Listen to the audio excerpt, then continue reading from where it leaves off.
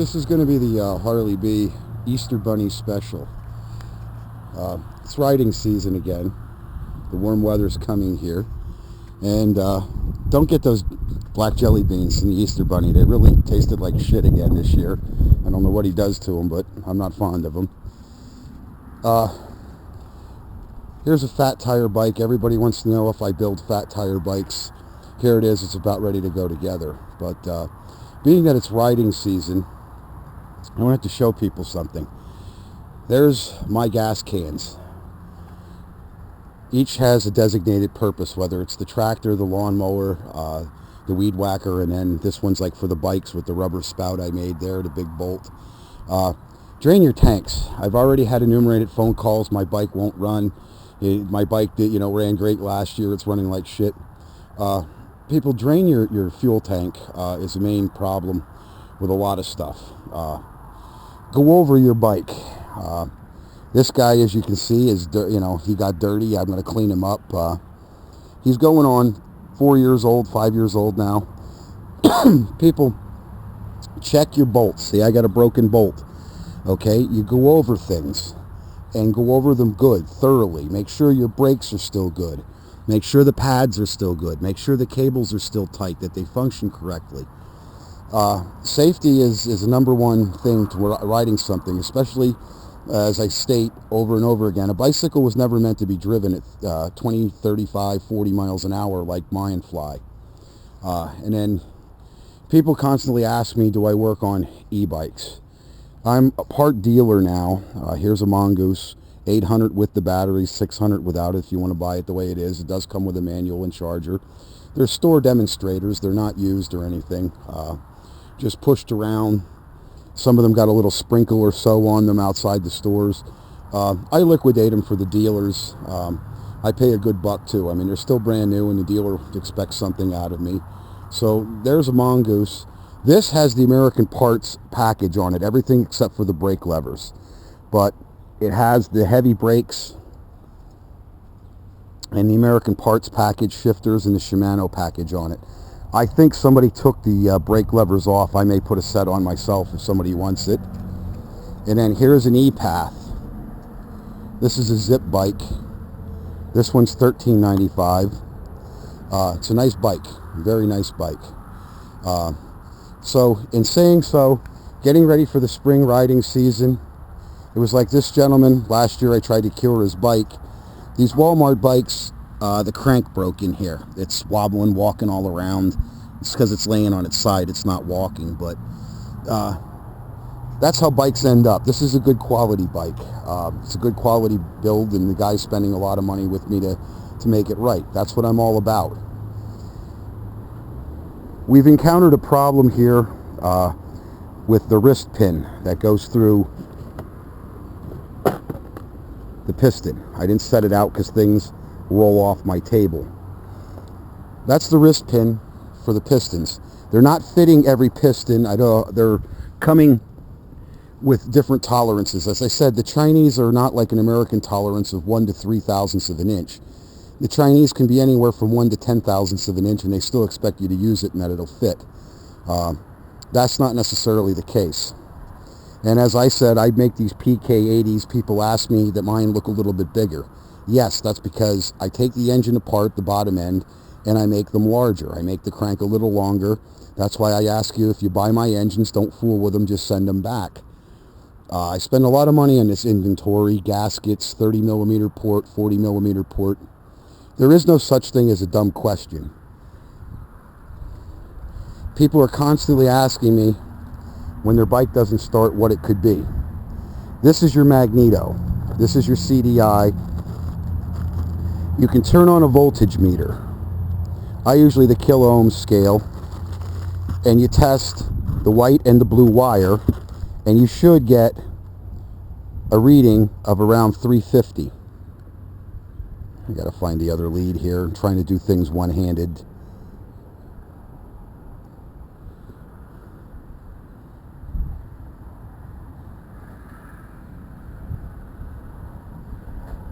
It's searching. It does its test. More specific way, to test these is right at the coil. Take the cover off, but a lot of people don't want to take the cover off the bike. You can still test it by the wires. I'm having a hard time here one-handed. I did ask a friend to assist me, but it is Good Friday. Kids are expecting their Easter baskets and the Easter bunny. It keeps, one lead keeps, I'm not fond of this new meter. The leads are too finicky.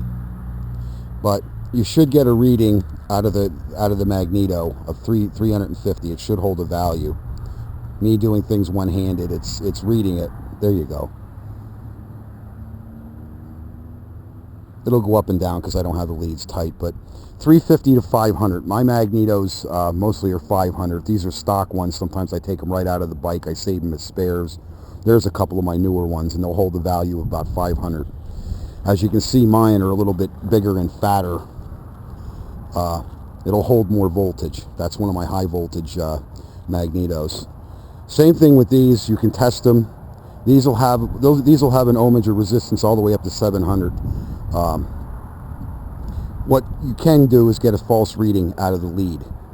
This will test good, but you're still not passing spark through the lead. That's because they rot off in here from heat. Heat's an enemy. That's why I use Fred's heads, or I use a design like Fred's heads. I make my own, or I buy mats. That was the other thing that I wanted to do here today, personally. DriveWorks Bikes down in Allentown. Scott Klein-Schuster, Derek, Bob, Happy Easter. I want to thank all the people that helped me keep these bikes and make these bikes what they are. There's a lot of shops like Action Wheels, Larry. There's a lot of shops that you can deal with that are reputable. They don't have everything. They're not fond of the concept of motorizing a bike, but they'll still sell you what they do have. And what they're doing is taking my input from what does work and selling it to you if you want to call them and deal directly. There's no such thing as a dumb question, especially when your safety or your sanity is at risk with these bikes. They can be complicated. You can get bad parts brand new. It's one thing from Americans that we had a concept is things used to have to be fairly well perfect. I want to tell you something. There's people that I like Matt from Motorworks. As much as Matt and I bumped heads at first, somebody was giving him a con job, and I think Matt has so far healed over with it. I hope he has. But I mean, he has good quality parts down there. There's a couple vendors. One thing I don't like about a couple of the internet vendors is they don't answer their phone. You can't talk to them. Unlike me, that's why I have a phone number out there. You can call Harley B. I'm in this for the long run to make it a retirement business, and if you want the better parts and you can't get a hold of those guys, maybe I know what you need and I can get it from them.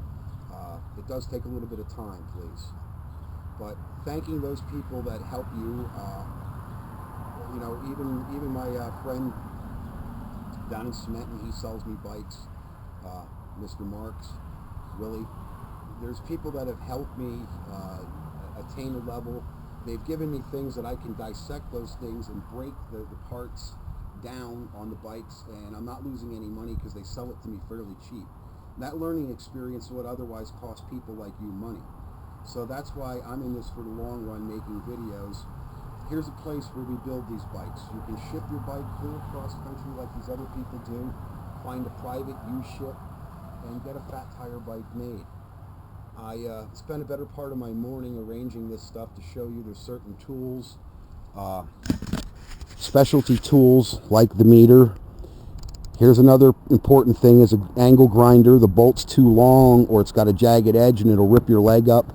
I do a lot of things. Yeah, I got bit this morning trying to tape bunny ears on the Bobcat. This is Bubba, one of my best friends. He had to get in the video. We test the parts, and most of the parts are bad when we get them. It's not always 100%. This is a scooter. It's been in my garage here, or my shop.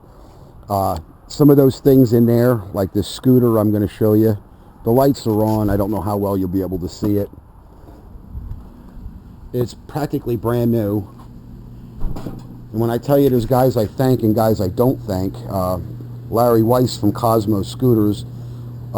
He had 3 different people work on this bike. It's still not running. I told him it had a bad magneto. Then he said he knew that, but they still didn't fix it, and they charged the guy $400. And there were parts missing that I noticed and parts that were missing that I didn't notice. He chased down some of the parts and really ticked off Mike, who's really a nice guy, the guy that owns this. I'm trying to get him out from under it. If anybody wants it, it'll be $15.50 and it'll be running. I had some bids from collectors. It's a TFR. It was American parts and Indian stuff made in India. It's a combination. It's got the heavy American wheels, which were made here. That's actually an Icon wheel. I don't even know if you can buy those. I tried finding them online. The only place you're going to find those wheels is probably on a scooter like this. You probably have to buy a junk one. If this didn't run, it would still probably be worth $500, $600, $700 just for the parts that do work. And unfortunately, this prime piece, it had a couple broken things that were repaired, but it has 71 miles on the clock. I don't know if you can see that. And it's still here. It's been here since last October, thanks to Cosmo Scooters and all the screwing around that they gave me. It's what you don't get. I seldom send things out. I thought it would be simpler for somebody that sells the parts and deals with the stuff to break the stuff down and do the job. And unfortunately, they didn't do that, and I got it back with missing pieces. I think it's good to say that if you really want something reliable, street legal, like Dr. Evil here, I build a hell of an engine, and you're not going to go through all that grief, and I'm the guy that'll track the right parts down to make your stuff run. Bubba, can you quit pulling my pants off? That's embarrassing. He sports a speedometer. There's all kinds of cute little dress-up items you can put on your bike. I don't use this bike for beauty. That bike's a beauty. That's something that makes a statement, but I use this for functionality, for practicality. This is the type of person I'm after, is somebody that's practical thinking, doesn't need a whole lot of whistles and bells. These will do the job if you're chasing your grandkids through the neighborhood at night or something, it's getting dark, you know, and you're my age or older or something, and you just want to hop on something and have it a little dependable. These bikes are very dependable if you keep them inside, keep fresh fuel in them. These SHA carburetors, the knockoff carburetors from the Chinese, they're not bad for what they are. You either get a good one, though, or you get a bad one. I've had a couple of them where the fuel port wasn't drilled all the way through, or it wasn't drilled at all. That's really frustrating to bolt something brand new on your bike, and why the hell doesn't it run? Versus the other carburetors, I always tell people to get rid of the bolt on the NT carburetors that come with the kits. You can't completely tighten it up, and a lot of people can't get the bike running because it's sucking air through the fuel neck. Not to mention some of the intake manifolds are deformed. They're not perfect pieces. Some of them actually have a lot of webbage inside left from the casting where they cast them. That's why they went to welded intakes, because they don't quite get that off the parts. But the intakes that are cast form, they tend to leave a lot to be desired, and they break, actually. That's why they went to steel intakes. But even the welds, when you get something from the Chinese that's welded, I don't really have any examples here other than the weld on a bike. But with this stuff, it's being made in Peking. It's one of the reasons why the engine's gotten the PK80 designation. The engines are not manufactured to tolerances. You don't know if the weld got hot enough, and you wonder why it broke off in your fingers, or you were riding and something just snapped. That's the Chinese. I try to eliminate that. I'm making my own intake manifolds now. BR Tuning makes them. I believe Matt makes his own version down in Bethlehem. We're all good vendors. They're all good parts because they're made here, and they're made to a perfect tolerance. The only tolerance that I don't like is intolerance, or an out of tolerance part. Aviation people were fussy. Things have to fit a certain way, and I'm the certain type of guy to fit it that way. And if you want something used, you don't want to pay the high $2,000-$3,000 for a bike like the E-Path, or $1,500-$1,600 for something like the Mongoose. I have stuff half price. It's still decent, still new. It's got a few scuffs and stuff from being a display, but it's far from being used or roughed up or abused. It's just about new, okay? But Other people, I'm going to be doing a 4-cycle build. I should have got the engine out. I screwed up the video by not getting the engine out here. There's an exact duplicate to this bike that's coming here, and we're going to do a 4-cycle build on it. We're going to be putting caliper brakes on this so we can run this rear wheel with a decent sized sprocket and decent power. The Walmart bikes are so far faded here. I'm getting the reputation to build a better bike, and people are spending more money. So I'm expecting, if this does go the way I hope it does this summer, if you want a goddamn bike and you want it decent and you want it built, this is the place to bring it. Somebody that's going to take their time with it, and somebody that's going to use their own parts versus the shelf stuff. Everybody's been telling me how cheap even the 4-cycle kits are. The better kits is supposed to be something better. The Chinese really have improved the engines.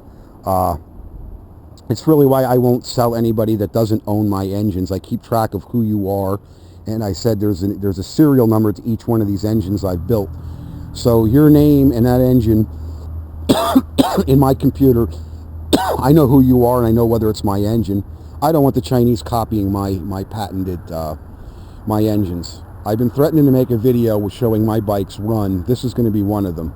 My bikes are the most powerful 2-cycle engines and 4-cycle engines made. I wanted to go over the piston. When you're considering buying a 4-cycle engine, you should actually have 3 rings. This has 2. They're all compression rings. This one was honed out for a little better exhaust flow. The engine, we so far, when I went to the PK80 design, this was one of the leftover pieces that was never used.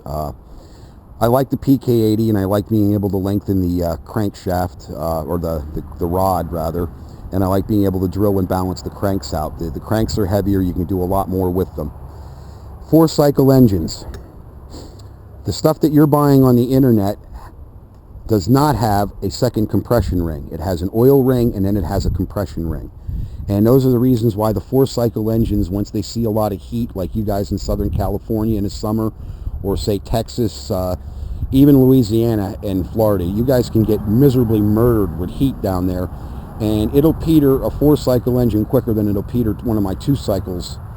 In the hotter environments, Texas, Louisiana, Alabama, Florida, Panhandle, when you're along the equator there, you want to go maybe to a 70-to-1 mix on the oil. You want to have about 7 ounces of oil, say, in a gallon. Maybe you want to stretch it a little bit if the bike gets a little cloudy. The good news is most of the 2-cycle fuels, which people fear, they want a 4-cycle because they're afraid of mixing the fuel.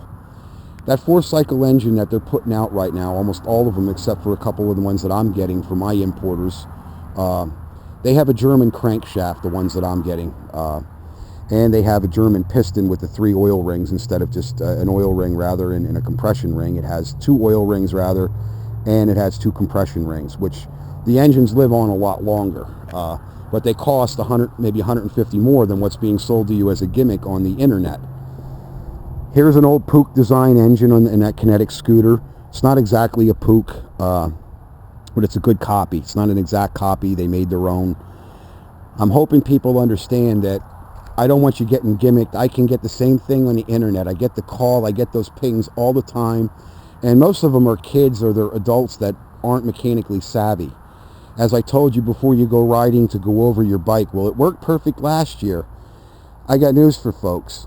The sun, when the sun heats up, even here in the Northeast, and it beats down on something, even your tires can go to hell. They can start getting cracked, or they'll get a warp in the tire, and you wonder why the back end of the bike ain't riding the way it was. That's why I tell you to invest in good tires. Like this has, it's a $600-700 bicycle. It has Kendra tires, and it's going to have, a $1,000 engine build on it. That's going to be a hell of a bike. And it's made out of the better parts and the better shifters. There's not too much you got to worry about on that bike. Versus, I tell people, watch what you buy, where you buy it. And if you have a question, I don't consider any question a dumb question. Looking at this stuff, study it. Study what it is. It's heavier quality stuff. That's why I throw the junk away, or I tell people, hey, it's just what it is. But even though this bike was made in China, it has an American serial number. The bikes were finished in China. They were The parts were made here, and then they were built over in China. That's what happened. It was at the time our manufacturing base was going over there. I think it's terrible that everything's over there, but that still has the good heavy American wheels on it, and if nobody wants it, I'm going to use the goddamn wheels on on one of my bikes. You can't destroy those wheels. Those are actually a triple wall wheel, which is really impressive to me. That's not just a double wall. That is one of the heaviest wheels I've ever examined. When I put the new tubes in the tires, I had that wheel in my hand, and you'd pick up a regular bike wheel, it's like a piece of tissue paper compared to those wheels. And that bike is heavy as a boat anchor. You folks out there thinking on buying an e-bike for convenience, especially you older folks, that bike there probably weighs about 127 to 130 pounds.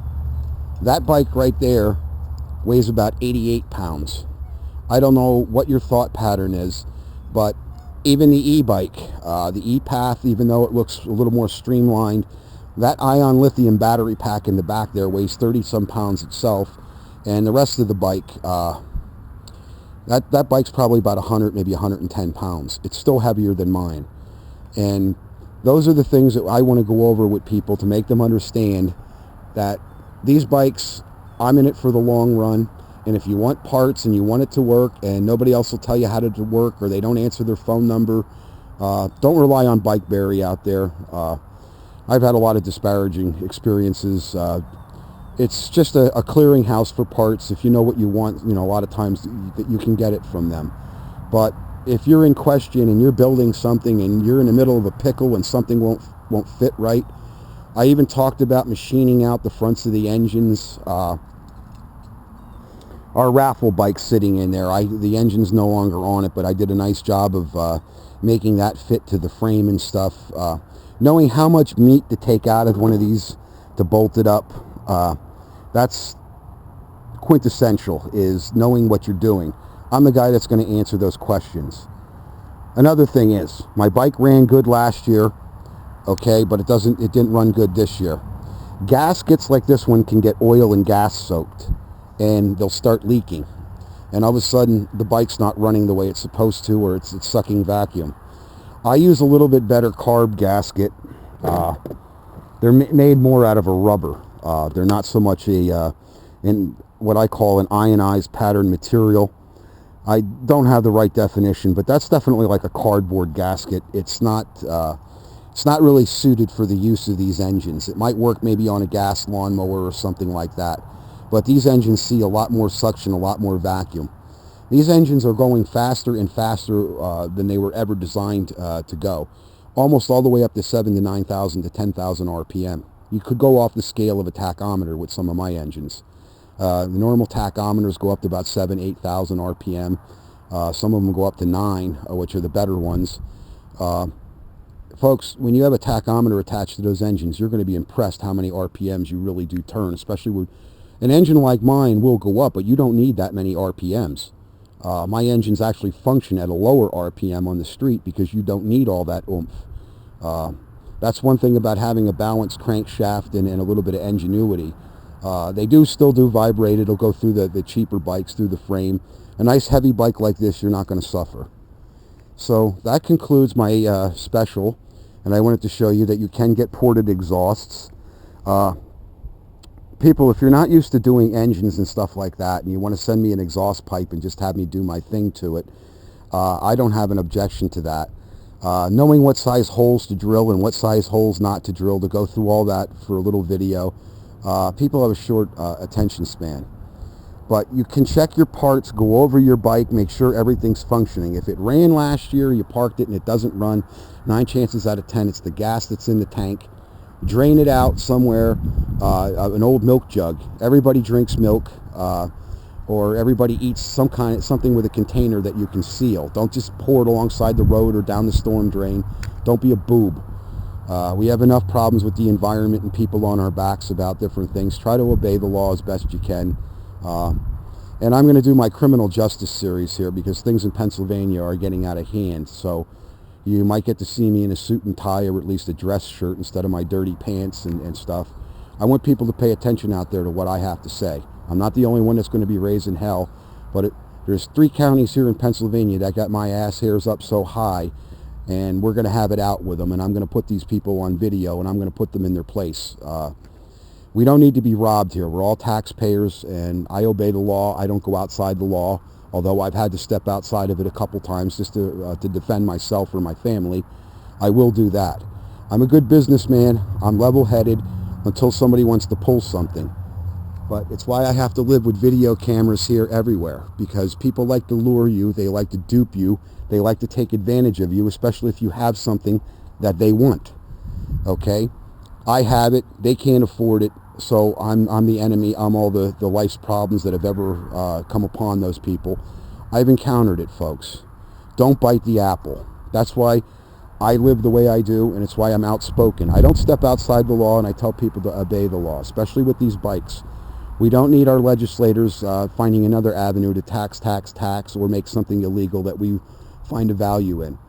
This man wants to use this bike to go back and forth to work. He wants to get out of his car lease this summer and at least save enough money to buy something a little more suitable instead of paying $425 a month for a Toyota Corolla, which I think is ludicrous. But these are the things that we're facing, and I want you folks to listen to me and what I have to say, and I want you to listen to my criminal justice series, because we're going to call the skunks right out of the woodwork. And I'm hoping I'm going to have other people chasing the skunks with me.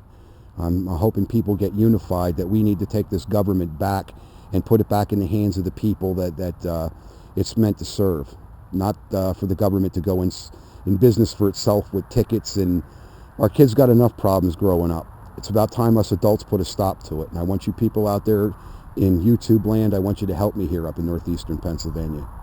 And thank you. Have a nice Easter.